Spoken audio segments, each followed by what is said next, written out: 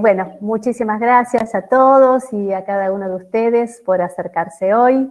Y en nombre de OMEP Argentina quiero darles las bienvenidas a este espacio de conferencia virtual que fuimos construyendo junto a María Emilia López, la conferencista que hoy nos acompañará, y a quien le agradecemos profundamente su colaboración y disposición, y a las empresas Oji Technology y Club Service Aula Virtual que nos permiten hoy llegar a ustedes. A lo largo de la conferencia tendrán la posibilidad de conocer algunas características de esta herramienta y luego los interesados podrán acceder a su sitio para investigar un poco más. Como saben, OMEP es una organización civil de alcance mundial con 72 años de tarea ininterrumpida, una labor que se desarrolla en más de 70 países en el mundo. OMEP piensa y trabaja por la primera infancia y su educación en sentido amplio, no solo escolarización, y tiene como meta la efectivización de los derechos humanos de la primera infancia, con foco en el derecho a la educación. La posibilidad de trabajar en redes, en alianza con otras organizaciones, es sin duda para nosotras una oportunidad para abrir puertas, extender lazos y realizar más acciones. Y en este sentido, OMEP Argentina promueve el trabajo en conjunto, colaborativo, con otras organizaciones con las que compartimos ideales y tareas. Con algunas de ellas mantenemos proyectos en común desde hace muchos años, como la Fundación Navarro Viola y la Fundación Arcor, que hoy nos está acompañando en esta iniciativa de nuestra agenda anual. Y bueno, en este tiempo tan inusual y extraño que estamos viviendo, estos espacios de encuentro virtual nos ayudan a acercar voces, ideas, sentimientos de especialistas y educadores para continuar reflexionando juntos acerca de diversas temáticas relacionadas con la educación infantil. Hoy la convocatoria es a pensar sobre la transmisión y la vivencia de experiencias estéticas y del juego desde la cuna, como experiencias culturales transformadoras que humanizan tanto al que lo transmite como al que lo recibe. Con esta inquietud organizamos este encuentro con María Emilia López y con la coordinación a cargo de Alejandra Castiglioni, que es vicepresidenta de la Comisión Directiva de OMEP Argentina. María Emilia López es especialista en educación temprana, con una amplia formación en el campo artístico, asesora y coordinadora de diversos proyectos culturales dedicados a las primeras infancias, autora de libros, directora del Jardín Maternal de la Facultad de Derecho, donde también coordina el programa de investigación y formación docente continua. Adentrémonos en su aporte. En Un mundo abierto, Cultura y Primera Infancia, el libro de María Emilia, ella indaga en los saberes de la cultura de la crianza. Propone preguntas, sin respuestas cerradas, referidas a cómo los niños más pequeños se van integrando a la cultura, cómo conversan con el mundo. Esto implica una perspectiva relacional, claramente, una mirada desde la cultura que se pone en diálogo con el tema de nuestro 13 encuentro internacional, como bien mencionaba Ruti recién. Jugar, cantar, bailar, pintar, leer y mirar, experiencias culturales transformadoras. La infancia se muestra como territorio fértil para esas experiencias y pensando en la multiplicidad de culturas que aloja, nos sitúa en la heterogeneidad que construye sensibilidades, representaciones y afectaciones diversas, dice María Emilia. ¿Cómo alojar esas diversas historias de la infancia que conviven actualmente en los contextos que nos convocan?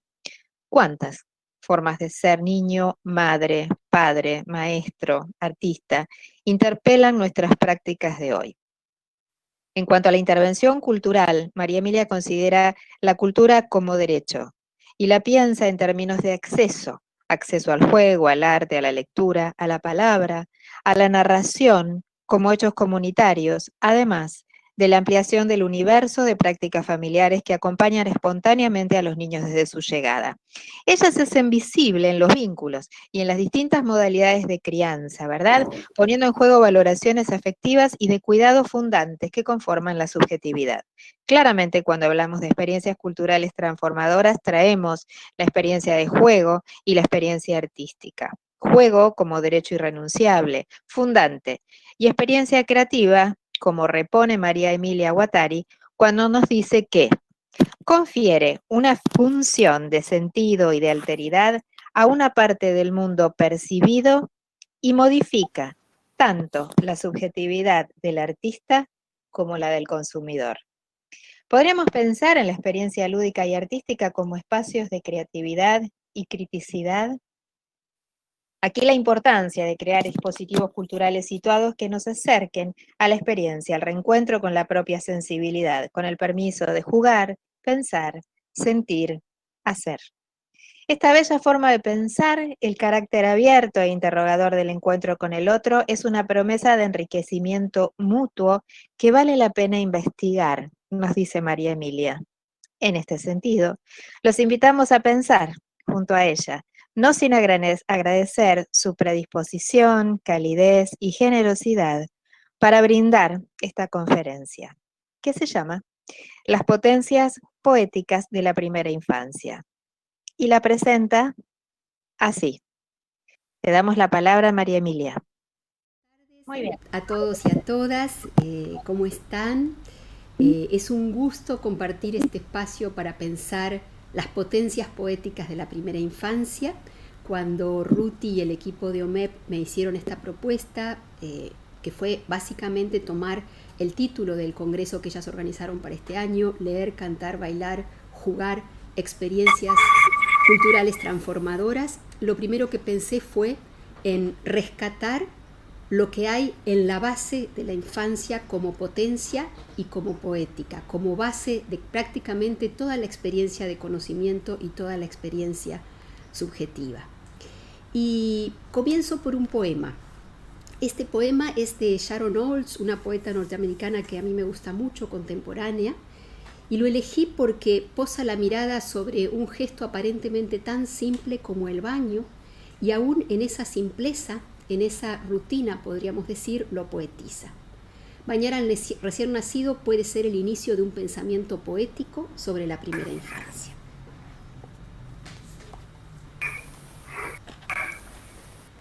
Bañando al recién nacido. Amo recordar, con un amor casi temeroso, los primeros baños que le di. Era nuestro segundo hijo, así que yo ya sabía qué hacer. Recosté el pequeño torso a lo largo de mi antebrazo izquierdo, la nuca en el hueco de mi codo, las caderas contra mi muñeca, como la cola de la más diminuta golondrina, el muslo sostenido levemente en el lazo del pulgar y el índice, el gesto que significa que algo es perfecto. Lo enjabonaba, los fríos pies violetas, el escroto arrugado como un molusco marino, el pecho, las manos, las clavículas, la garganta, los pelos pegoteados a su cabeza. Cuando lo enjabonaba demasiado se me resbalaba como una brazada de fideos enmantecados. Pero yo lo sujetaba sin apretar, sentía que era buena para él. Le contaba acerca de su maravilloso cuerpo y el maravilloso jabón, y él me miraba. 1 semana de edad, sus ojos muy abiertos y alarmados. Amo ese tiempo de arrullarlos y arrullarlos. Cuando la calma les va entrando lentamente, se la puede sentir en la mano que sostiene, la pequeña columna descansando en el músculo de su antebrazo. Sientes cómo el miedo los abandona. Él se recostaba en la ovalada bañadera de plástico azul y me miraba con asombro, y empezaba a mover deliberadamente sus piernas sedosas en el agua. Cada bebé construye desde su propia ilusión la capacidad de conversar con el mundo, pero el mundo debe estar atento con sus estímulos y sus respuestas para que la inteligencia y la sensibilidad encuentren eco. Emancipación intelectual mediada por el juego. Pero ¿por qué ligar la ilusión con la emancipación intelectual? Imaginemos al bebé recién nacido que tiene por delante construir todos los significados culturales del mundo que lo recibe, además de simbolizar sus propios estados interiores, ponerle nombre al hambre, al miedo, al sueño, a la soledad, a la falta de tacto que lo recubra las 24 horas, con todo lo que significa ese cambio al salir al exterior, con respecto al baño marino que da la placenta durante las 24 horas durante 9 meses. Imaginemos a ese bebé, cada bebé, que no decodifica aún el sentido del lenguaje humano, ni siquiera reconoce el rostro de la mamá. Tendrá que leerlo, entre comillas, con sus formas, sus expresiones, sus colores, para a través de la reiteración de la presencia, de las conexiones entre ese rostro-imagen y la voz que lo acompaña, de las acciones amorosas que le devolverán la calma, llegar a identificarlo como el rostro de la mamá. Y también está ese trabajo por delante con el padre, o con la otra madre, o con el otro padre, o con los abuelos, o con los hermanos. Menudo trabajo de aprendizaje. Frente a esa cantidad de enigmas, el bebé recurre a las reiteraciones amorosas para comenzar a elaborar sentidos. Winnicott marca el anhelo del pecho como una experiencia vital en el nacimiento del fenómeno de la ilusión. Y yo podría decir que la ilusión, así como la plantea Winnicott, es la primera potencia poético-intelectual. ¿Por qué? El bebé siente hambre, ya tiene el recuerdo de la mamá o el papá que viene a alimentar. Es un recuerdo precario, hecho de hebras. Entonces, en principio, hace el esfuerzo de articular ese recuerdo a través de la evocación táctil, sonora, olfativa, visual. Comienza a imaginar el pecho o a quien porta el alimento. Poniendo en acción esas hebras de recuerdos frágiles, arma figuras y con esas figuras comienza a consolarse en la espera. El bebé se ilusiona y puede esperar, porque ha sido capaz de recuperar en su mente parte de lo vivido y ha construido un esquema, un significado: madre, padre, amor, tiempo, confianza, fuera de aquí caos. Enorme potencia creadora que pone en marcha el pensamiento. Así, los humanos empezamos a pensar. Ilusión y fantasía construyendo mente. La ilusión de Winnicott da lugar a la fantasía. Cuando el bebé es capaz de construir imágenes interiores propias, está fantaseando, inventando mundos y tiempos por fuera de los cotidianos. Es más, se inventa el cuento de que mamá ya viene. Y eso es un primer esbozo de narrativa, un primer esbozo de ficción. ¿No es entonces ese gesto vital de fantasear para no morir en el caos psíquico un hecho poético? Pero no solo eso inventa el bebé con su maquinita creadora fértil y ágil como nunca. También inventa sus juegos, los que le sirven para investigar el mundo físico y ambiental y los que le sirven para explorarse a sí mismo. Los bebés inventan el juego de las escondidas. En algún momento, la angustia de la desaparición de las figuras de referencia, la necesidad de asegurarse su propia continuidad del ser, los llevan a explorar de qué se trata eso de estar y no estar, o que alguien aparezca y desaparezca. Entonces, no solo la sabanita, sino también la puerta detrás de la cual esconderse, el libro que leen y se hace pared, el sombrero, la cuchara, todo objeto que permita extrañar ese sentimiento interior, ponerlo fuera de sí para observarlo y hacer otra cosa con la propia vivencia, se convierte en una excusa para el juego de las escondidas. Que la sabanita sea un escondite es una metáfora, como que la silla sea la cueva o la escoba sea un caballo. Que la puerta entreabierta sea pasaje a ser o no ser es una metáfora. Esto quiere decir que los niños y niñas muy pequeños ya están en el territorio no solo del juego, sino de la experiencia poética, porque arte y juego, aunque son distintas experiencias, tienen una base común de grandes dimensiones. Nadie le enseña al bebé el juego de tirar el vaso desde su mesita cuando está comiendo, tirarlo una y otra vez. Ese juego es una invención del niño que nuevamente está probando qué ocurre con la permanencia de los objetos, no solo exteriores, sino internos, y también está testeando hasta dónde puede contar con ese cuidador que tiene enfrente. Alguien podría ver aquí otra cosa que no es juego, que es simplemente tirar, o una desobediencia frente a las pautas del comer, o simplemente un impulso de arrojar. Pero, ¿por qué digo juego? Porque el bebé no lo hace únicamente para sí mismo. Esa acción cobra sentido si el adulto que da de comer se hace cómplice y devuelve una y otra vez el vaso con alegría, con picardía. Es un juego que está provocando la presencia del otro para tener sentido. ¿Qué sentido? El sentido de probar que lo que se va, vuelve, y que quien está conmigo es confiable y me comprende. Entonces el mundo es menos hostil, menos temido. Inventar ese juego es parte de la poética y de la potencia emancipadora de la primera infancia. Sostenerlo ya es parte de la tarea de acompañamiento que nos toca a los adultos. Y aquí comenzamos a transitar esa delicada relación entre lo que hay que liberar para que los niños se emancipen y lo que hay que otorgar para que los niños se emancipen. Un movimiento de vaivén, porque emanciparse no es un ejercicio solitario. Podríamos preguntarnos qué ocurre si la mamá, el papá o la maestra no se hace cómplice, porque no se siente suficientemente empático con el bebé o porque desconoce que en ese juego hay grandes potencialidades psíquicas, porque es una creación inteligente y sensible de alta repercusión personal. Corremos el riesgo de abandonarlo o de poner límites a esa acción de juego. Entonces el bebé no tiene la posibilidad de desplegar ese gesto espontáneo lleno de vida y creatividad. Su mente no encuentra el ambiente educativo que potencia su experimentación psíquico-poética y además el fluir de sus ideas. Un poema de Edith Vera.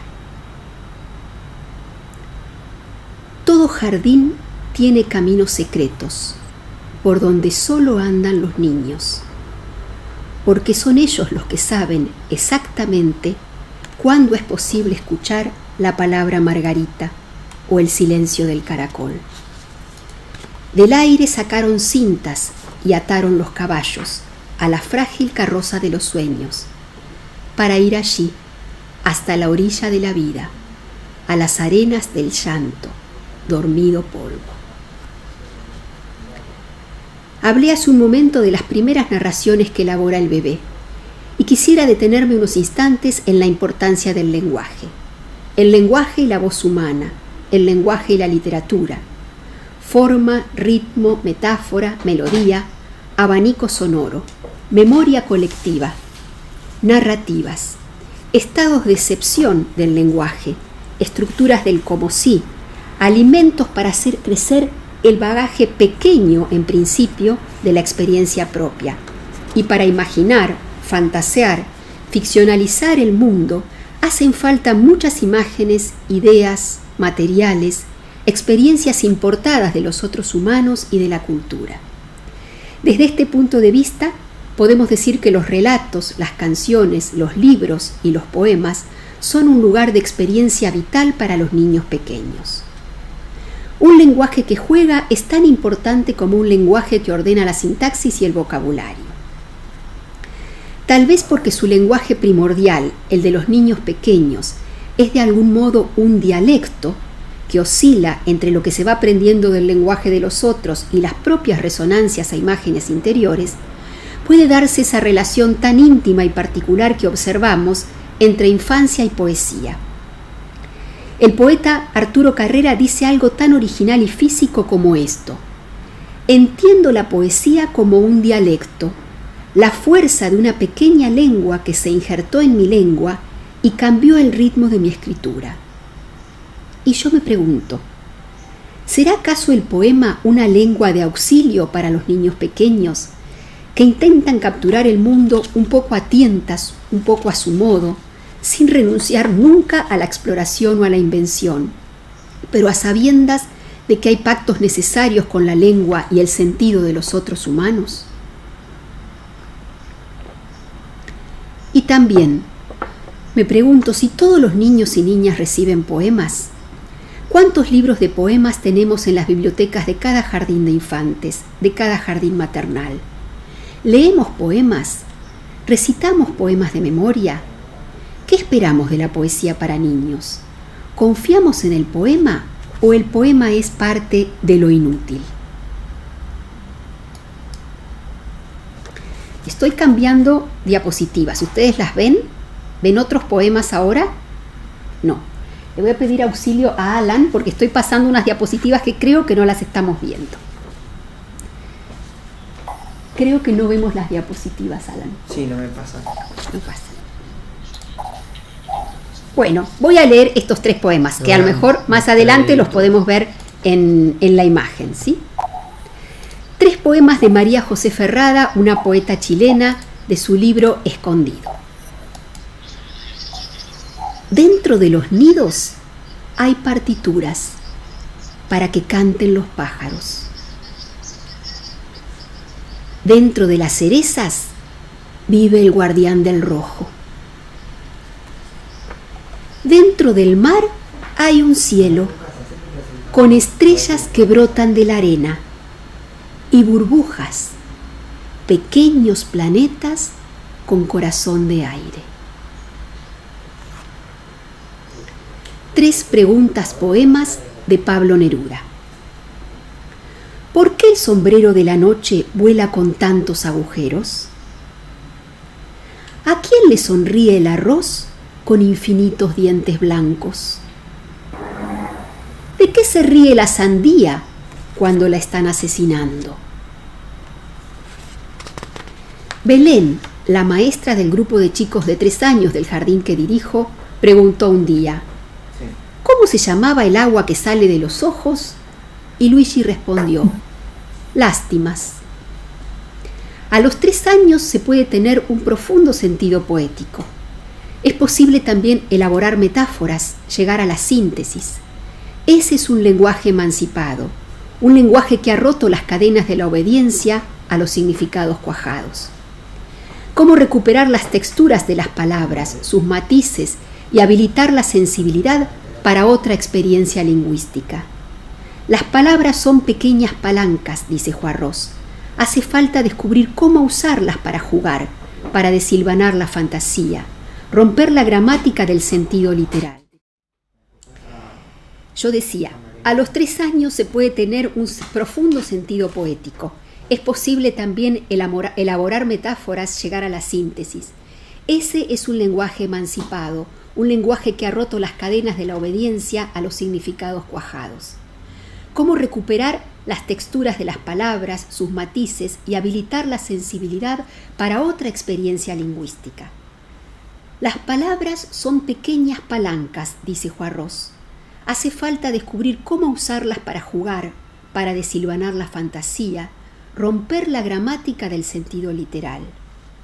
La poesía tiene como objeto básico quebrar la escala repetitiva y empequeñecida de lo real. La poesía es experiencia, además es visión de mundo, dice Juarros, es decir de otra manera. Este decir de otra manera, dice Juarros, es para mí la mayor posibilidad que tiene el hombre, la posibilidad de que algo diga otro algo.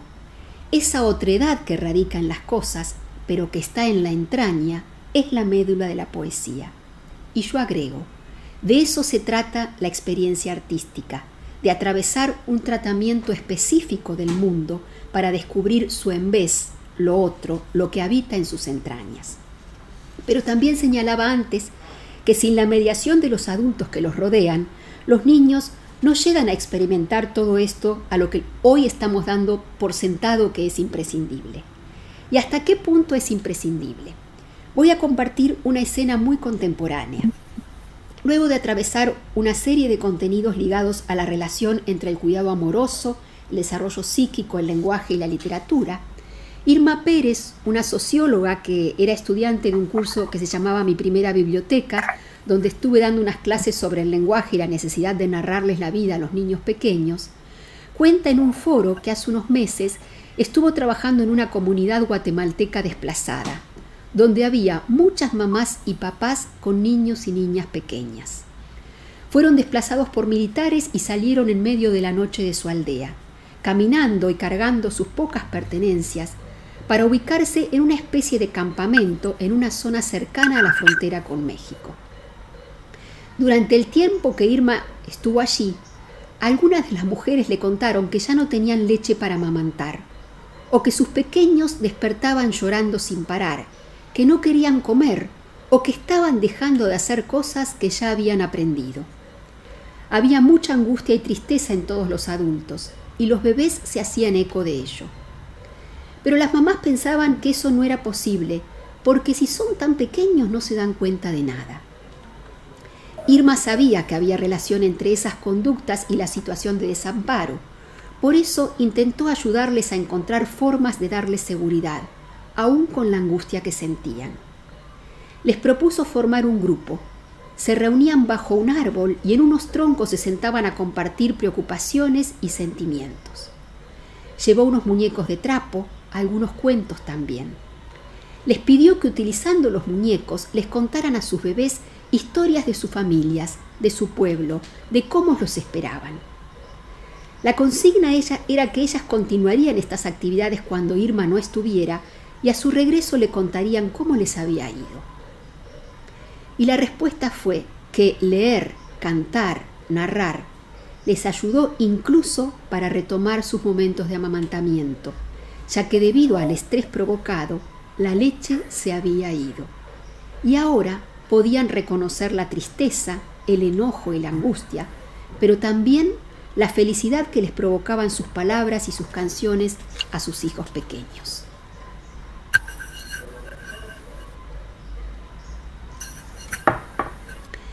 Frente al desamparo, al arrasamiento simbólico, la metáfora.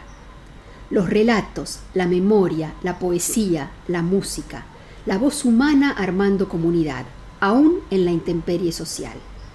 Intervenciones culturales que restablecen la condición de infancia como lugar de ensoñación, imaginación, envoltura amorosa. Cito a Winnicott. Advertimos, o bien que los individuos viven en forma creadora y sienten que la vida es digna de ser vivida, o que no pueden hacerlo y dudan del valor de vivir. Esa variable de los seres humanos tiene vinculación directa con la calidad y cantidad de formación de un ambiente al comienzo, en las primeras etapas de la experiencia vital de cada bebé. Y yo diría, entonces otra vez el vaivén, la gran potencia creadora de la infancia, pero condicionada por las experiencias de sostén que ofrece la sociedad, y la envoltura social de la crianza, algo a lo que volveré más adelante.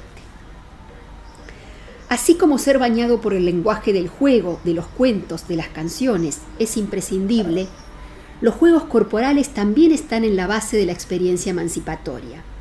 Como seguramente muchos de ustedes, valoro especialmente las investigaciones de Amy Pickler y todos los desarrollos posteriores que nos permitieron visibilizar la importancia de la libertad de movimiento y el respeto por la iniciativa de los niños hacia una psicomotricidad más rica, plena y en los términos del encuentro de hoy, emancipadora. Cito una frase de Amy Pickler. Que la iniciativa provenga del niño, que la ejecución del acto sea autónomo y que el mismo sea eficaz, son los elementos más importantes de un desarrollo hacia la creatividad y la autonomía.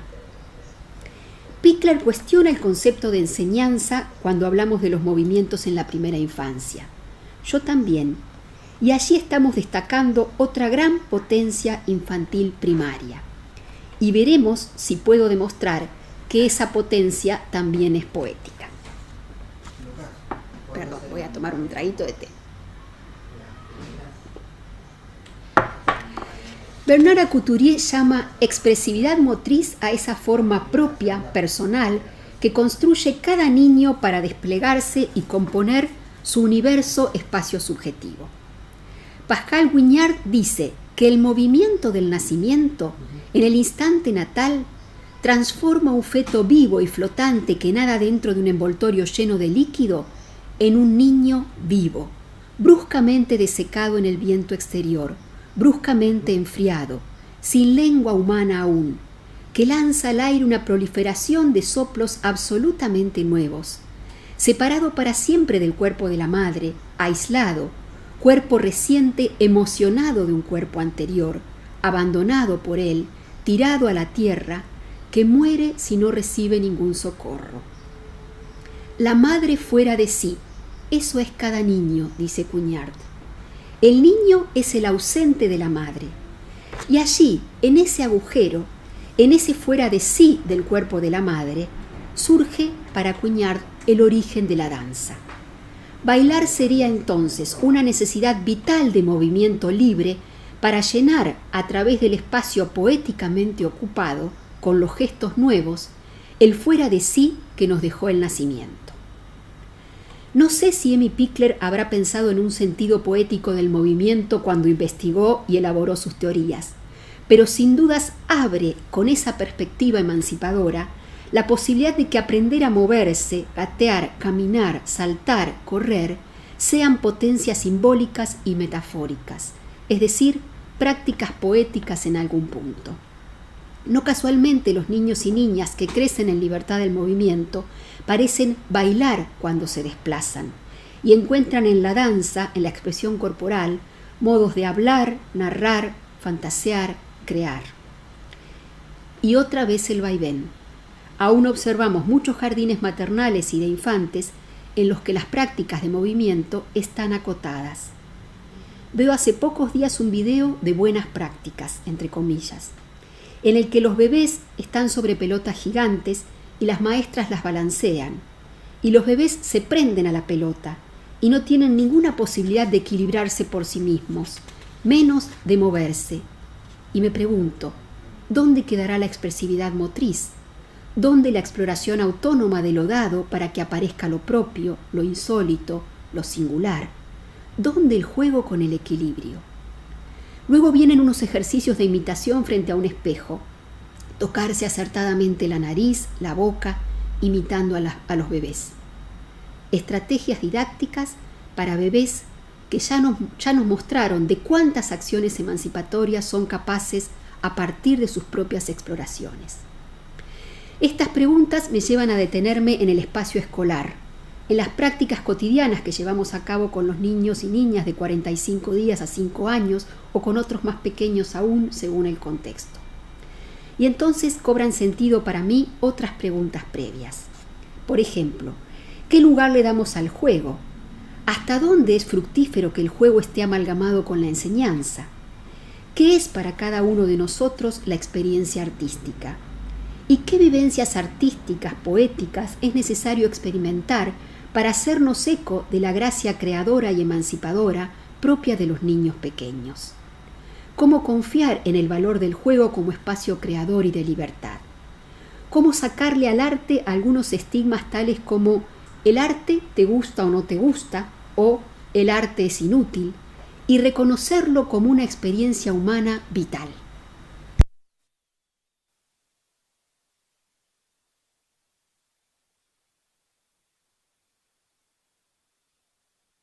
Perdón, Alan me estaba preguntando algo sobre la asistencia. En principio, quisiera destacar que planteo el juego y el arte como experiencias poéticas en un sentido amplio. El juego tiene muchas variaciones. Hay juegos físicos, hay juegos reglados, hay juegos con estructuras rígidas que si no se respetan dejan de ser juegos. Y también hay juegos narrativos, juegos de lenguaje, juegos de movimiento, guiados por la improvisación, donde el componente poético es más fuerte y que si fueran sometidos a reglas exteriores a los jugadores dejarían de ser juegos.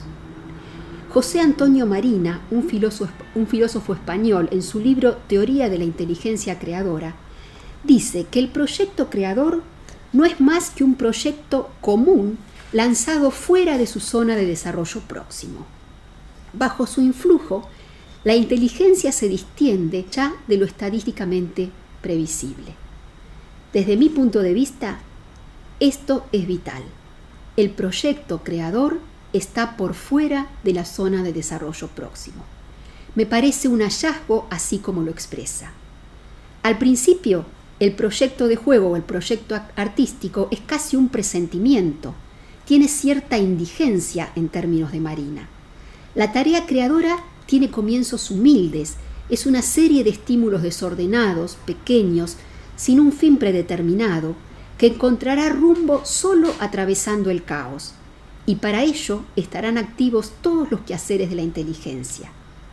Suena bastante lógico suponer que lo creador tiene que ir más allá de nuestra zona de desarrollo próximo, tiene que sacarnos de las posibilidades conocidas de nombrar y organizar. Si no, no hay creación, no hay novedad. Tiene que llevarnos a un lugar que aún no hemos podido habitar. Sin embargo, si analizamos planificaciones escolares actuales, diseños curriculares de educación inicial, el caos inicial, el desorden, el tiempo errático del juego y sus múltiples combinaciones, el origen humilde de las ideas de los niños, no corren buena suerte. El caos es temido, y no necesariamente por la desobediencia, sino por la pérdida de tiempo, porque no tendría utilidad. Pero todo proyecto tiene su anteproyecto, y yo podría decir que el caos creador es el anteproyecto del juego. Sin embargo, el maestro o la maestra ordena y secuencia, recorta, prioriza, para que el hacer del juego encuentre orden, un orden exterior, que desvitaliza la posibilidad de los niños de arreglárselas con sus ideas indigentes y convertirlas en ideas geniales, colectivas la mayoría de las veces, lo cual es un mérito aún mayor. Graciela Montes también habló de la importancia del caos y del vacío como formas de la experiencia creadora que es necesario atravesar para convertirnos en seres capaces de alojar lo propio en el mundo. Pero en la escuela el caos está por fuera de la planificación. Encuentro con insistencia otra premisa en varios diseños y materiales elaborados para docentes sobre el juego y la planificación. Me refiero a lo que se nombra como tiempo muerto o tiempo inerte. Observo un denodado esfuerzo por evitar el tiempo muerto o el tiempo inerte. Pero, ¿no sería necesario preguntarnos a qué llamamos muerto? ¿A qué nos referimos con inerte? ¿No sería necesario develar las capas de sentido que tienen estas nominaciones? ¿No tendremos el riesgo de alguna confusión entre tiempo muerto y tiempo liberado de consignas? Entre tiempo muerto o inerte y tiempo de errancia necesario para que los niños y niñas puedan detectar sus ideas nacientes y ponerlas a funcionar bajo alguna lógica propia. Lo estoy haciendo de un modo muy sintético porque el tiempo es escaso, pero quisiera dejar planteada aquí la necesidad de pensar en una didáctica más amplia, una didáctica poética, para acompañar el juego y la experiencia artística en la primera infancia. Hay un obstáculo didáctico que se interpone al juego verdadero y creador, al desarrollo poético, emancipación, y no es emancipador, y no es un problema de la didáctica. El arte y el juego son vitalmente fluidos y erráticos, imprevisibles, pero la palabra improvisación está casi prohibida en la planificación docente. Rancière, el filósofo francés, dice que improvisar es uno de los ejercicios canónicos de la enseñanza universal, pero es, en primer lugar, el ejercicio de la virtud primera de nuestra inteligencia, la virtud poética. Y yo me pregunto entonces, ¿cómo se puede acompañar, hacer crecer, escuchar y dejar fluir las ideas creadoras de los niños si no puedo improvisar, tirar por la borda lo que pensé para hoy, sentarme a observar y dejar de forzar todos los contenidos que tenía previstos para este mes dentro de las situaciones de juego? Y si el juego y la experiencia creadora tuvieran su propia didáctica. Y vuelvo a una pregunta que planteaba anteriormente. ¿Nos rinde pensar el juego siempre ligado a la enseñanza? ¿Es eficaz como estrategia didáctica para garantizar la emancipación de los pequeños en el terreno poético? Tal vez sería interesante pensar que como docentes necesitamos nutrirnos de variadas fuentes, no solo pedagógico-didácticas, que para pensar el juego y el arte necesitamos a los filósofos, a los artistas, a los antropólogos, a los poetas, a los músicos, a los pintores, haciendo pedagogía y didáctica. Leer y nutrirnos de diversos modos de ver, y en este sentido creo que estamos ante la necesidad de plantear conversaciones urgentes entre didáctica y juego. entre didáctica y experiencia artística. ¿Podemos pasar la siguiente? Pasamos a la siguiente. Un poema de Juan Gelman, poeta argentino. La niña lee el alfabeto de los árboles y se vuelve ave clara. ¿Cuánta paciencia ha de tener en aulas donde le enseñan a no ser? El temblor atascado en su garganta es mudo. También es mundo que acosan los que saben. Así aprende a montar monstruos de ojos pérfidos y cuando vuelve a la que fue, ve el tiempo lastimado.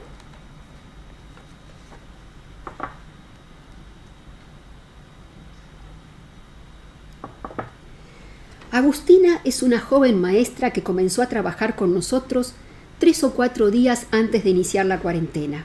Es decir, que nos estamos conociendo a través de videollamadas. Además de los materiales que voy seleccionando para que leamos y conversemos entre todas, en las reuniones de trabajo que sostenemos por Zoom, preparo para Agustina otros textos que le permitirán conocernos, creo yo. Ella lee con entusiasmo, es sensible y porosa, y se asombra ante algunas cosas. Por ejemplo, al leer una planificación muy flexible, así la adjetiva ella, sobre un juego con canciones de patos, tambores y ritmos. Es un juego musical que se desarrolla en varias sesiones. Agustina se extraña de la flexibilidad, pero se emociona al ver la cantidad de situaciones riquísimas que se originan con los chicos. La belleza, el aprendizaje, la música, el juego dramático, los descubrimientos, el tiempo flotante, las emociones, la alegría, el compromiso, todo en ese desorden puramente artístico. Agustina está descubriendo una mirada didáctica que piensa para el juego y la experiencia artística modos particulares del hacer, más flexibles, más observadores, con ricos y variados materiales de la cultura, con el poder repartido de otra manera entre chicos y grandes, con otra dimensión del uso del tiempo. Los chicos escriben el guión de la planificación con sus maestras, porque nadie más que ellos puede marcar hacia dónde va la indigencia inicial de una idea creadora, cuáles serán sus derivas, su forma, obra final. Existe un pensamiento artístico, y es necesario reconocerlo para poder andamiar, acompañar las diversas experiencias infantiles de un modo precisamente artístico.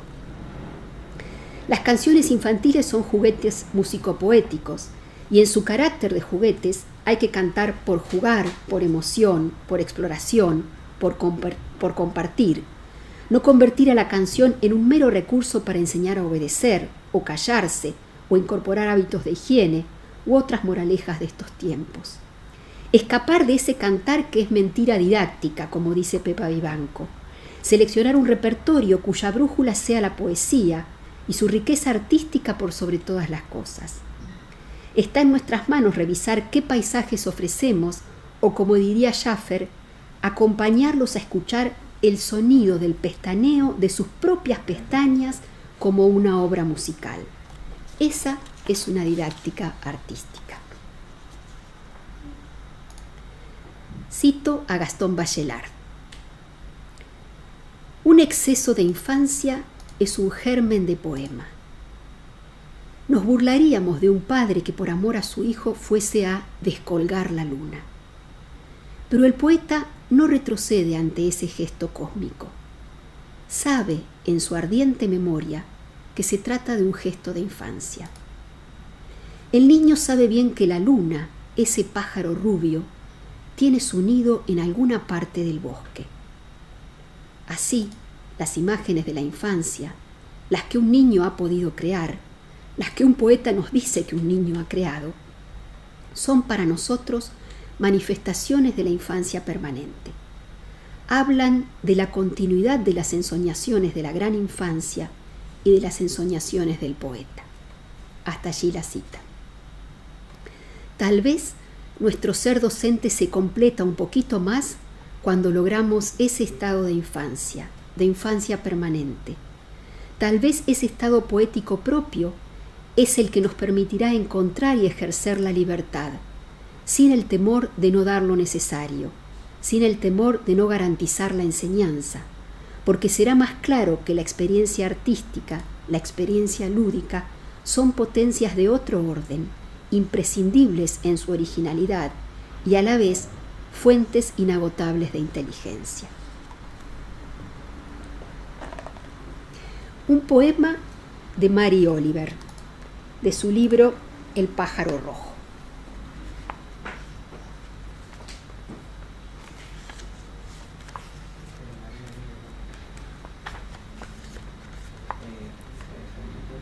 Los maestros. El búho en la oscura mañana, el ruiseñor en la encendida cuesta de la tarde soleada, anuncian con tanta simpleza al mundo lo que yo he intentado, pero aún no pude poner en palabras. Por eso no me voy lejos de esta escuela, con su brillo estelar, su techo azulado, y escucho a estos maestros, y a otros también, el viento entre los árboles, las olas del mar, porque son mi guía en el desierto del ser, donde trabajo con los pasos mentales del lenguaje. Sola, como todos en lo singular, escucho el entusiasmo del búho y del ruiseñor, del viento y de las olas. Y luego, como la paz que sigue a las palabras perfectas, el silencio.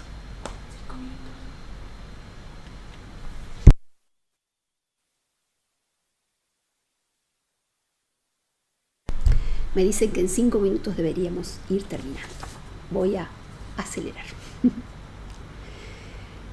Justo eso es lo contrario de lo poético, que el tiempo exterior venga a entrometerse. Pero bueno, vivimos en un mundo combinado todo el tiempo entre lo exterior y lo poético. Deberemos construir otras cartografías culturales. Ser cartógrafo es ser un poco artista.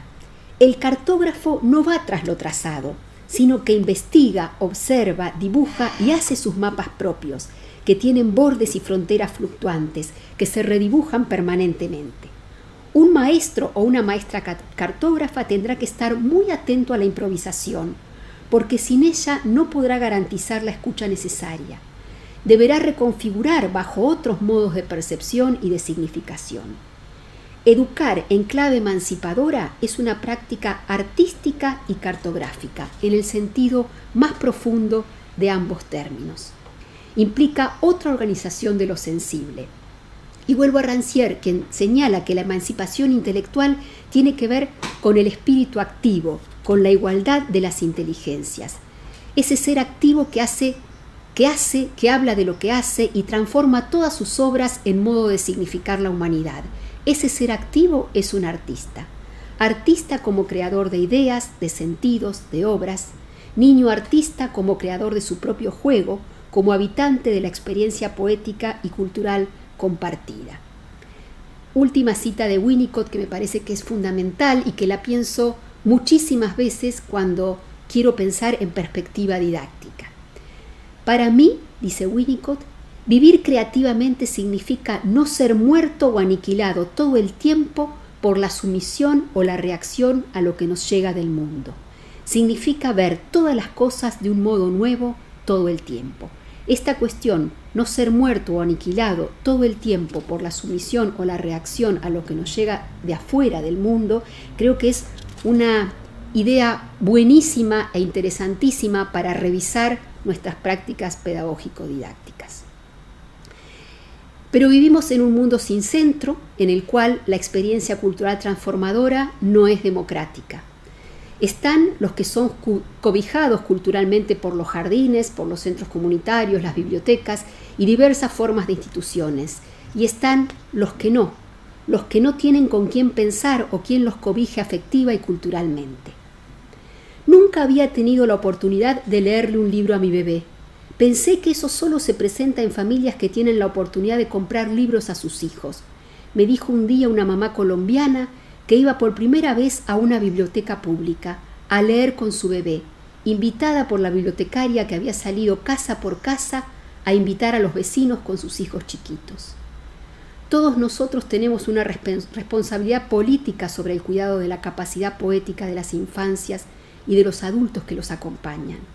Y en ese sentido me gustaría compartir, antes de cerrar esta primera parte de la presentación, una pequeña historia. El papá de Ale o algunos modos de crear cultura de infancia. Fue un miércoles de agosto, a eso de las 10 de la mañana. Como todos los miércoles llegaron al jardín los alimentos que encargamos al supermercado. Siempre viene un señor amable de unos 40 años con 2 carros cargados. Esta vez el pedido era mayor, por eso lo acompañó el conductor de la camioneta en la que realizan los repartos. Yo estaba en la dirección, los vi pasar y me asomé a la ventana.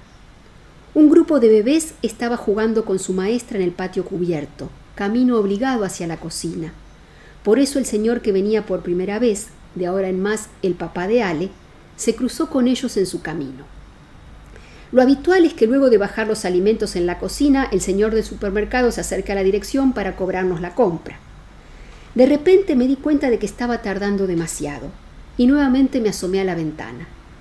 Desde allí vi al papá de Ale apoyado en el carro vacío, mirando hipnotizado a los bebés que jugaban. Me acerqué. Quedé presa de su mirada, dirigida a los bebés y a su maestra, como hechizada. Le pregunté qué estaba observando y me respondió: «Estoy viendo cómo hacen para callarlos». «¿Para callarlos?», le pregunté. «Sí», me dijo, «yo tengo un bebé de 7 meses y mi mujer ya no sabe qué hacer para callarlo. Llora todo el día, no sabemos qué hacer con él». Quedé sorprendida.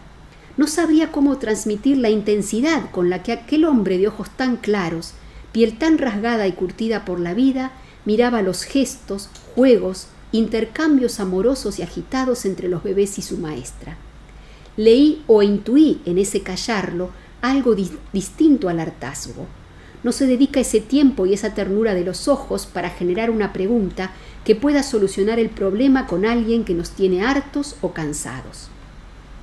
Le respondí que no estábamos tratando de callarlos, que ellos necesitan hacer ruido, jugar, gritar, moverse, a veces llorar, porque ser bebé es algo muy difícil. No saben hablar, no pueden hacer muchas cosas solos, los adultos a veces no los entendemos. Le pregunté cómo se llamaba su hijo. «Ale», me dijo. Entonces, rápidamente, pensé qué podía ofrecerle al papá de Ale para que comenzara a explorar en su casa nuevos modos de estar con su hijo, o cómo callar sus ansiedades de bebé a través del juego, el vínculo amoroso, la compañía, haciendo crecer su acervo comunicativo e imaginario. Él y yo estábamos parados muy cerca de una de las bibliotecas del jardín, a 3 o 4 pasos. Me acerqué a la biblioteca y manoteé el primer libro que creía adecuado. Todo tenía que ser muy rápido porque el compañero lo estaba esperando con los otros carros vacíos para seguir el reparto. El libro era Duerme Negrito, un libro que recopila la canción de cuna tradicional ilustrado por Paloma Valdivia. Se lo mostré y le dije que le podíamos regalar ese libro para leer con su bebé. Sus ojos se expandían. «¿Para leer?», me preguntó. «Sí», le dije, «y también se lo pueden cantar. ¿Conoces esta canción?». Comencé a cantársela. Escuchó unos párrafos y dijo que creía que su mujer cantaba algo parecido, pero él no la sabía. Entonces le sugerí inventar una música. Le conté que a los bebés les encanta escuchar las voces de sus padres, que ese es el mejor remedio cuando están chillones, y que además les hace muy bien a la mente. Me agradeció sorprendido. Tomó el libro débilmente en sus manos, como si no terminara de entender que se lo podía llevar. Entonces acotó: «Pero se lo va a comer, se lleva todo a la boca, lo va a romper». «No importa», le respondí. «Los libros de los bebés también son para comer, y este es para Ale. Él puede hacer lo que quiera con su libro». El papá de Ale se fue. La escena no duró más de 5 minutos. El tiempo que él observó a los bebés tal vez fue un poco más largo. Me quedé pensando qué más podríamos ofrecerle, y así fue como preparamos varios discos de canciones infantiles, los copiamos con la intención de entregárselos en la próxima visita. Pero ocurrió que lo derivaron a otro sector de envíos y no vino por un tiempo. Entonces se los enviamos con su compañero, que se mostró muy dispuesto y hasta feliz, lo cual me hizo pensar que habían conversado sobre este tema. Pasaron varias semanas, tal vez un mes, y el papá de Ale volvió. Ese día los carros de alimentos eran solo 2, no hacía falta que se bajara de la camioneta, pero allí estaba, con una sonrisa enorme. Yo lo vi entrar, pero en algún momento Karina, nuestra secretaria, me comentó que le parecía que el señor del supermercado estaba esperando algo, porque se había quedado en la puerta. Salí y allí estaba esperando para saludarme. Esta vez me dio un beso ruidoso, sentido, amoroso, agradecido, y me contó que a Ale le había encantado el libro, que ya le cantaban muchas canciones y que le había comentado a su esposa sobre todos los otros objetos raros que los bebés tenían para jugar, botellas, porotos, con porotos, papelitos de colores. Me dijo también que le había construido muchos juguetes con cajas, que ahora miraba todos los envases vacíos como posibles juguetes y que su mujer estaba un poco celosa de que él hiciera cosas para Ale. Ella también quería hacerle juguetes. Por eso estaba mirando con suma atención los materiales para transmitirle cómo se hacen y que la mamá también participara. Tomé una caja de las que estaban usando los bebés, ideales para hacer torres, forrada con ilustraciones, que lo había traído especialmente, y se la regalé. De allí en más, cada vez que viene el papá de Ale, me busca para saludarme, contarme cosas y darme un beso ruidoso. Destaco lo del beso, que es un signo de intimidad, y que muy rara vez ocurre entre la directora de un jardín y un desconocido señor que reparte las compras del supermercado. Fue él quien inauguró este modo de saludarnos, y a mí me conmovió enormemente. Yo también espero que venga el papá de Ale para saludarlo, para preguntarle por Ale, por su mamá, por los nuevos descubrimientos que hace con su bebé. Cuando compartí esta situación con el equipo del jardín, todos nos conmovimos, y así en más todas estamos atentas a ver qué necesita el papá de Ale. Relaté esta situación y hablé de ella durante semanas, porque me llenó de ideas, preguntas, expectativas y esperanzas. El papá de Ale quedó prendado de una situación primera de juego entre los bebés y su maestra. ¿Qué vio allí? Probablemente muchas de esas cualidades del vínculo temprano que enfatizamos en nuestro jardín. La escucha y la mirada atenta de la maestra hacia los bebés, su disponibilidad psíquica, lúdica, corporal, y como consecuencia de ello, un intercambio comunicacional entre los bebés y con la maestra cargado de ternura, interesante, rico, variado, divertido.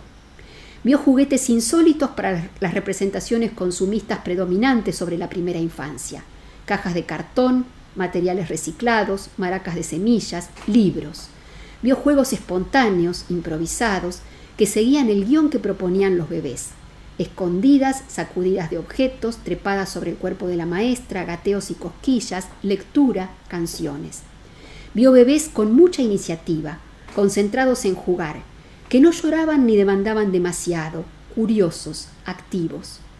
Vio a una maestra que sostenía ese delicado equilibrio, que sabía cómo callarlos, pero no ahogando sus iniciativas o sus necesidades, sino, como decía antes, calmando la ansiedad propia de los bebés, llenando ese espacio de la separación que ellos van ensayando con cantos, juegos, palabras, disponibilidad vincular, creando en el espacio transicional, en ese lugar en construcción entre el mundo interno y el mundo externo, donde pueden crecer las ensoñaciones y se aprende a ser a través de un hacer propio, mediado por el afecto y la buena compañía de los adultos de referencia, que aportan seguridad para la libertad. Y ya voy cerrando, Ale. ¿Qué veo yo en el papá de Ale? Lo que dio riqueza a esta experiencia no vino únicamente desde el jardín. Tan vital como eso fue la actitud del papá de Ale. Veo a un hombre de escasos recursos económicos, con un trabajo mecánico y precario que no invita a la creatividad. Veo un rostro con sufrimiento y desgaste del vivir. Y además veo a un hombre sensible, que tiene la capacidad de amar a su hijo, que se preocupa por él, pero que no conoce casi nada sobre los bebés, y entre sus recursos personales no aparecen aquellos tan básicos para nosotros como jugar o cantar. Veo capacidad de observación, amor por la vida que emerge, porosidad para dejarse atravesar por los otros, necesidad de intercambiar, apertura para recibir. Veo también la potencia de una intervención cultural que puede ser mínima si tomamos como pauta de valoración la cantidad de público a la que afecta, pero es máxima si consideramos cómo modifica a Ale y a su familia. Veo la necesidad de estar al acecho, de no dejar pasar las oportunidades de encuentro, que muchas veces son como esta, azarosas, fugaces, fuera de contexto, podríamos decir. Y de eso se trata la cartografía. Veo el valor de la improvisación y sobre todo la importancia de jugar tanto con lo macro como con lo micro, es decir, con los proyectos que abarcan a una gran población y aquellos otros que hacen al interior de una persona, tal vez de una sola persona, o un solo adulto o un solo niño. Veo la necesidad de seguir haciendo camino para que muchos niños y muchos adultos puedan visitar ese lugar en el que viven los niños y desde allí acompañarlos a soñar, a crecer, a aprender y a ser. Puede ser la lámina siguiente. Sí, obvio. Sí. Y ahora sí, voy cerrando para poder hacer el intercambio. Producir comunidad alrededor de los bebés y los niños pequeños a través de los libros, los cantos, los cuentos, los juegos, es una forma de cuidado afectivo, cultural y poético. Por eso, quien cuida al que cría, protege a la humanidad. Hasta aquí y abrimos a la conversación. No sé si tengo que ponerme esto para escuchar. ¿Ahí me escuchás? Sí, ahí te escucho. Bueno, agradecer, la verdad que compartir estos aportes nos hace muy bien, sobre todo en tiempos, vos trajiste en un momento del caos, ¿verdad? Estamos habitando tiempos de caos, estamos habitando tiempos de nuevos órdenes. Bueno, la intención de recuperar, un poco recuperamos por el chat, un poco recuperamos por WhatsApp. En realidad lo que nos piden es seguir escuchándote, María Emilia. Ángela dice, ¿cómo alojar la poesía en la sala para soñar, crear, imaginar? Y es estudiante de nivel inicial, así del profesorado de nivel inicial. Así que es muy lindo que una docente, futura docente, se pregunte esto, ¿verdad? ¿Cómo soñar, crear, imaginar? También Patricia nos trae, pone en relevancia esto que vos traes, María Emilia, la mirada poética de la infancia en las prácticas. Y si te parece, por WhatsApp te voy a contar que aparecía. A ver, nos decía, recuperaban esta idea. El aspecto más misterioso e inquietante es la mutación que afecta a la esfera de la emoción. La transmisión del lenguaje siempre ha tenido relación con la carnalidad. ¿Qué podrías decirnos de esto? De todo eso, es un montón. Bueno, comienzo por este final. Esto que acaba de leer Ale es una cita de Franco Berardi que yo incluí en el libro Un mundo abierto.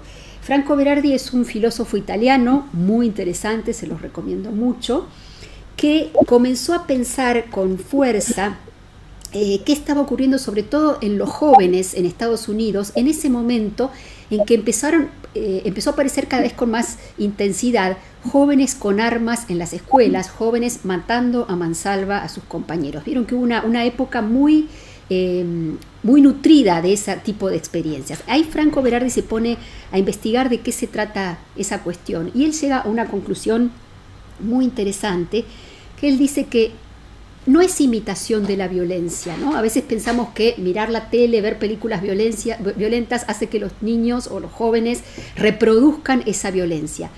Lo que empieza a pensar Berardi a partir de esa investigación es cómo cambia la sensibilidad y la posibilidad de estar en estados empáticos con los otros a partir de la introducción de la tecnología en nuestras vidas de un modo masivo, de un modo tan preponderante que el tiempo de intercambio humano es reemplazado por el tiempo de intercambio con la máquina. Por supuesto que no vamos a hablar mal de la tecnología. Si no fuera por la tecnología en este momento no podríamos hacer muchísimas cosas. La tecnología es una maravilla, no es una diatriba contra la tecnología. Lo que él señala es cuidado, porque hay algo de lo humano que está mutando, que se está modificando, porque los humanos no podemos vivir y crecer sin una gran cantidad de intercambios lingüísticos y corporales que son únicamente humanos, ¿no? Entonces él habla de esto de la sustracción del cuerpo de la madre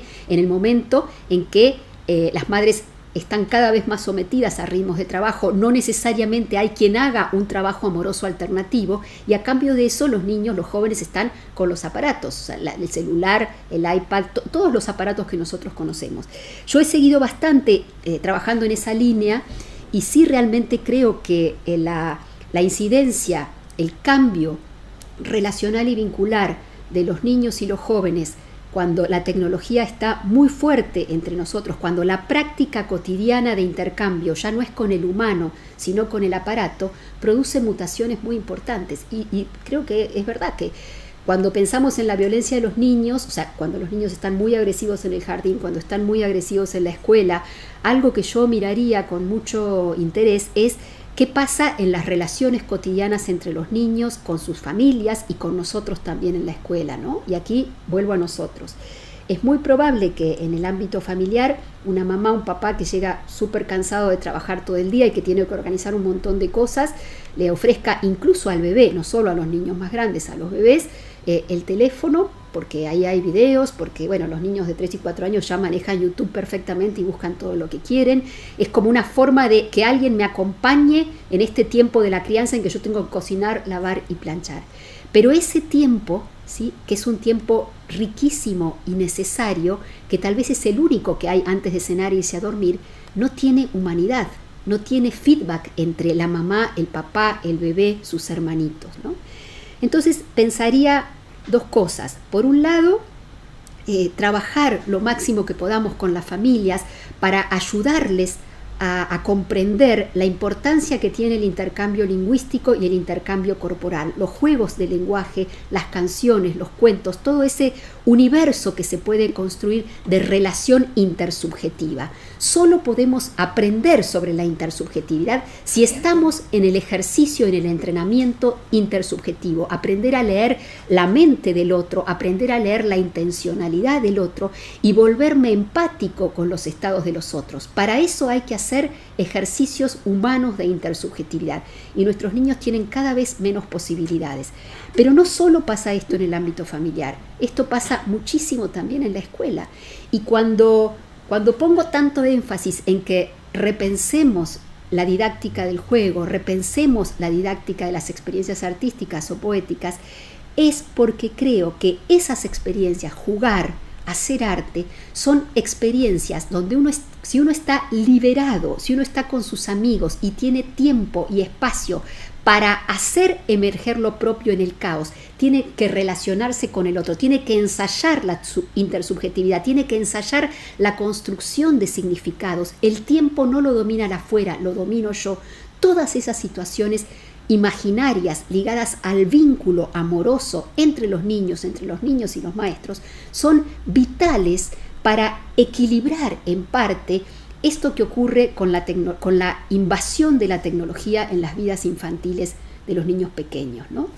Entonces, creo que el juego en este momento es más importante que nunca, y el juego liberado de la enseñanza. Yo sé que para algunas personas esto suena muy complicado porque el juego tenemos tan fuerte el mandato de enseñar contenidos, de garantizar la igualdad, y eso es bueno. O sea, garantizar la igualdad es buenísimo, transmitir la mayor cantidad de contenidos es buenísimo, pero creo que hay que tener un gran cuidado, hay una vigilancia epistemológica, como diría Delia Lerner, para preservar la riqueza del juego entre niños, la riqueza del juego narrativo, la riqueza del juego que no está inventado, que no tiene reglas, sino que en todo caso las inventarán los niños, las amoldarán los niños. Por eso me hace tanto ruido cuando escucho hablar del tiempo muerto o el tiempo inerte, porque creo que en esos conceptos, sin querer, podemos encerrar podemos encerrar la dificultad de no permitirles a los niños esa liberación de la ensoñación y de la fantasía, que si no ocurre en las situaciones de juego que proponemos en la escuela, tal vez no ocurran en ningún lado, ¿no? Entonces, hoy más que nunca, creo que la escuela tiene que pensar el juego y el arte como experiencias específicamente poéticas y ver de qué modo garantizamos que todos los niños tengan tiempo para eso. Yo diría, si tuviera que plantearlo en términos de, bueno, ¿cómo incluimos eso en una planificación? Bueno, yo diría, todos los días, todos los niños tienen que tener 45 minutos, una hora de tiempo de juego liberado de la consigna del adulto. Un 40-45 minutos donde se juega a lo que se les da la gana, y no me refiero al juego del patio, ¿sí? Eso es otra cosa, salir a correr, liberar el cuerpo en un espacio más amplio, etc. Me refiero a jugar, en el sentido de sentarnos con otros a jugar en simultáneo, jugar en pequeño grupo, jugar. Y ahí no es menor el rol de la maestra, es importantísimo el rol de la maestra. Primero, garantizando que va a haber un espacio abierto, que va a haber tiempo y que va a haber materiales. Y segundo, como observadora, observar el juego de los niños nos permite entender muchísimas cosas de los niños. Ese también es un ejercicio de intersubjetividad entre la maestra o el maestro y los niños, ¿no? Entonces yo diría que ahí hay como que liberar algo confiando en que eso tiene un profundo sentido, una profunda importancia. Me fui por ese lado. No abordé demasiado el cuerpo y no abordé demasiado el poema, pero veamos qué más hay, Ale, y cómo lo retomamos. Bien, como última pregunta, para que después pasemos a esta sorpresa que vos nos traías, sin dudas sugiere tu aporte esta posibilidad de detenernos, ¿no? Detenernos ante la maravilla de la singularidad infantil. Y en este contexto tan caótico como es esta pandemia, de emociones tan inexploradas, de cómo anunciarlas, ¿cómo crees que se alimenta la capacidad metafórica de nuestras prácticas, y para la primera infancia? Bien. Te vamos a pedir que sea cortito porque sabemos que hay, como decíamos, hay una sorpresa. Bueno, la podemos dejar si las preguntas son más importantes. No importa, bueno, como quieran. Bueno, me parece que es una súper pregunta esa, ¿no? Dos cosas, para ser cortito, dos cosas diría. La primera, yo revisaría mucho la bibliografía de la formación docente. Yo creo que hay que de la formación docente de grado y de la formación docente de posgrado y de la formación docente continua que vamos haciendo en distintos espacios, ¿no? Creo que la formación docente debe ofrecer más que la pedagogía, más que la didáctica. Tenemos que leer a los artistas, tenemos que leer bibliografía sobre arte, tenemos que leer poesía, tenemos que leer literatura. Si no hacemos esa experiencia, es muy difícil que podamos comprender de qué se trata estar en estado poético. Yo traía por eso esa frase de Bachelard, ¿no? Estado de infancia. También Deleuze trabaja sobre esta idea, el estado de infancia, que no quiere decir recordar cómo éramos cuando era, no es una memoria de infancia, no es volverme niño, a ver qué hacía yo cuando era niño y qué hago ahora con el niño. El estado de infancia es como si dentro de nosotros hubiera bloques de infancia que nos ponen en la situación del sentir y del pensar infantil, que es un sentir y un pensar liberado de mandatos, que es un sentir y pensar abierto a recibir todos los estímulos del medio y con eso construir un cosmos, con eso construir un sentido. Eso es el arte y eso es el juego y eso es lo poético, eso es la creación en sí misma. Entonces creo que tal vez la primera cuestión sería revisar la bibliografía para que haya más materiales que nos lleven hacia otros destinos. También pienso la lectura de materiales psicológicos, ¿no? Por ejemplo, yo inicié hablando del significado psicológico de algunos juegos de los bebés porque me parece importantísimo y esto casi no se ve en la formación, ¿no? Cuando yo recibo estudiantes que vienen a hacer sus prácticas o maestras que vienen a trabajar con nosotros por primera vez y preguntamos, bueno, ¿qué han leído? ¿Qué piensan de esto? ¿Qué piensan de aquello? Es muy raro que alguien pueda responder qué valor tienen esos juegos del primer año de vida, qué significado tienen esos juegos, o por ejemplo, qué han leído de Winnicott y es el objeto transicional como algo que vuela por ahí, pero Winnicott es un autor importantísimo, fundamental. Digo Winnicott porque es alguien a quien traje hoy, podría nombrar muchísimos autores, ¿no? Hay algo sobre la cuestión psíquica de los niños pequeños que creo que también está poco trabajado. Y la otra cuestión que diría, para poder entrar en la poesía, para poder valorarla, para que decir un poema tenga sentido para nosotros, hay que leer poesía, hacer el ejercicio de leer poesía. En la bibliografía que yo preparo para todo el equipo de maestras del jardín, que nosotros tenemos un formato de seminario anual, un seminario que dura todo el año, de febrero a diciembre. Digamos, para coordinar ese seminario pienso muchas cosas acerca de lo que necesitamos, lo que venimos trabajando, lo que deberíamos seguir trabajando. Hay una bibliografía anual que depende del tema que hayamos elegido, que a veces es un tema anual y a veces es un tema semestral.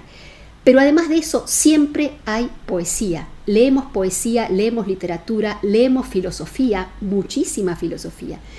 Yo hago otro tipo de entrenamientos que tienen que ver con leer en voz alta. Entonces, por ejemplo, leo por WhatsApp.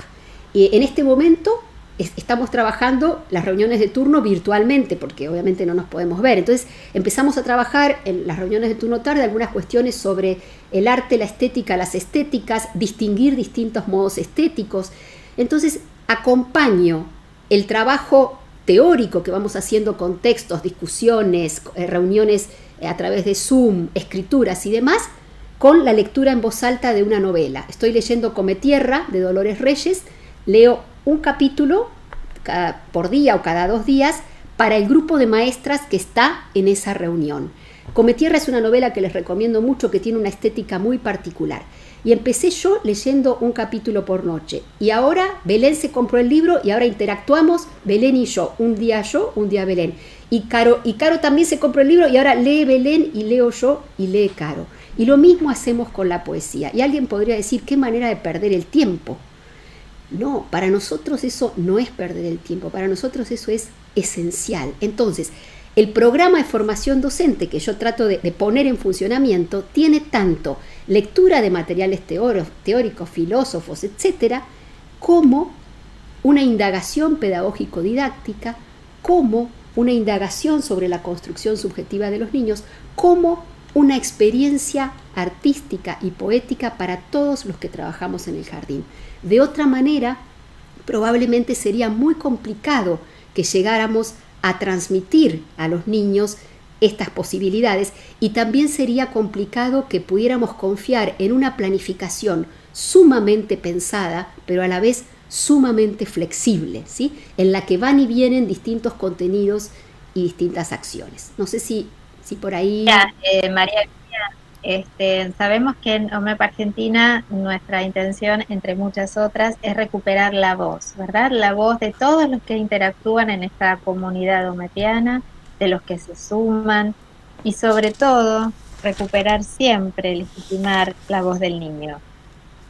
En esto de legitimar la voz, que es legitimar el cuerpo, me parece que sería muy lindo cerrar con un aporte antes de lo que vos decidas como sorpresa. Y son las palabras de Maribel Palacios Ramírez. Ella dice: acariciar a los niños con palabras amorosas, ofrecer siempre el regazo para que las palabras ingresen al alma a través de los vínculos humanos. Creo que con las palabras de Maribel podemos cerrar este momento y dar paso a lo que continúa entonces. Buenísimo. Antes de eso, una última cosita que tenía anotada acá y no quiero perder. Pensando en esta época de pandemia y en la dificultad que tenemos todos para interactuar con los chicos, la mayoría de nosotros trabaja con chicos muy chiquitos, nos hemos preguntado 1000 veces de qué modo lo hacemos, ¿no? Y en estos días he estado intercambiando bastante con Alejandro Papadopoulos, que es un amigo, director de una escuela primaria, y él escribió un texto muy bonito a partir de la experiencia en su escuela, que está saliendo bastante bien, y él hace esta distinción que quisiera dejárselas porque me parece que es muy, muy interesante. Él hace una diferencia entre el especialista y la especie lista, ¿sí? El especialista como el que sabe, el que tiene la teoría y tiene que aplicarla, y la especie lista como aquella especie humana que está lista para lo que venga, que está lista para la novedad, que está lista para el descubrimiento. Entonces, de algún modo lo que vamos viendo con Ale es que pareciera que si los maestros mutamos, somos maestros mutantes, mutamos y nos convertimos en una especie lista, estamos más flexibles, más preparados y más porosos para encontrarnos con esto que está pasando y poder hacer algo creativo, algo rico, algo interesante. Si nos quedamos con la idea del especialista que ya tiene los saberes condensados y que se encuentra con un formato totalmente descolocante como es este, tenemos menos potencia que si nos transformamos en una especialista, en maestros mutantes. Bueno, y ahora sí, no era una sorpresa, era un ejercicio poético para el final que lo vamos a hacer así. Como tenemos algunos problemitas técnicos, ustedes no van a activar sus micrófonos porque parece que a lo mejor no nos va a ir muy bien. Entonces, yo pensaba cerrar compartiendo una canción de cuna, ¿no? La canción de cuna es importantísima, no relaté nada de eso hoy porque no tenía tiempo para tantas cosas. La voz humana es importantísima, la voz humana es el primer material de la cultura que el bebé reconoce porque la está escuchando desde el 4º o 5º mes de gestación en el vientre de la mamá. La canción de cuna produce envoltura protectora, produce envoltura sonora. Yo suelo decir que la canción de cuna funciona como una red donde los niños apoyan sus fragilidades y así hacen crecer sus ilusiones. Entonces pensaba despedirnos compartiendo una canción de cuna. Esta canción de cuna es un poema tradicional de Costa Rica al que Mariana Baggio le puso música para un proyecto sobre canciones de cuna que hicimos juntas. Y vamos a hacer así. Primero yo voy a cantar la canción completa. Después voy a cantar una frase y ustedes en su casa la van a repetir. Voy a cantar otra frase y ustedes la van a repetir. Y finalmente vamos a cantar la canción juntos. Lo íbamos a hacer con micrófonos como para poder escucharnos, pero puede ser muy disruptivo. Entonces, con esta voz de monstruo que me queda ahorita, voy a cantar la canción completa. Es así. Ahí va. Voy a sacar esto. Así escucho. Una niña tengo chiquita, bonita, que no tiene sueño y a mí me lo quita. Yo quiero dormirla, dormirla quisiera. Ella abre los ojos y juega, que juega. Ahora canto una frase y ustedes la cantan en su casa. ¿Sí? Va. Una niña tengo, chiquita, bonita. Una niña tengo, chiquita, que no bonita, tiene sueño y a mí me lo quita. que no tiene sueño y a mí me Yo lo quiero quita. dormirla, dormirla quisiera. Quiero dormirla, dormirla Ella abre los quisiera. ojos y juega, que juega. Ella abre los ojos. Bien, y juega, supongo que la juega. cantaron hermosa. Ahora la cantamos juntos y listo, ¿sí? Va, 1, 2 y 3. Una niña tengo, chiquita, bonita, que no tiene sueño y a mí me lo quita. Yo quiero dormirla, dormirla quisiera. Ella abre los ojos y juega, que juega. Una niña tengo, chiquita, bonita, que no tiene sueño. Fin. Bueno, muchísimas gracias, María Emilia, un placer escucharte. Muchas gracias por todo tu amor, por la poesía, por la sabiduría, por el canto, por transmitirnos tus saberes y tus sentires que van juntos, ¿no es cierto? Muchas gracias, Alejandra, por tu coordinación, por llevar adelante el desarrollo del evento, y gracias a Oji Technology, a al aula virtual, Club Service Aula Virtual, por permitirnos usar esta plataforma. Bueno, al inicio tuvimos dificultades, sabemos que Internet es así, está a veces disponible, a veces sube, a veces baja. Somos muchas personas, llegamos a ser 876 personas entre plataforma y YouTube, así que bueno, algunas dificultades tuvimos al inicio, pero luego cuando pudimos establecer un ritmo más fluido en la conexión, todo fue bien y te pudimos escuchar y verte bien y ver tus Filipinas y disfrutar de todo.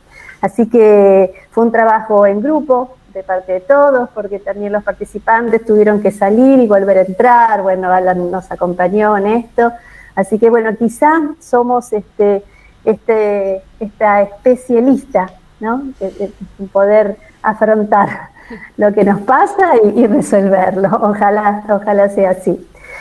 Antes del cierre queríamos desde OMEP rescatar también dos situaciones que vivimos en el día de hoy, ¿no? Que fue un día especial, este 3 de junio, para los argentinos.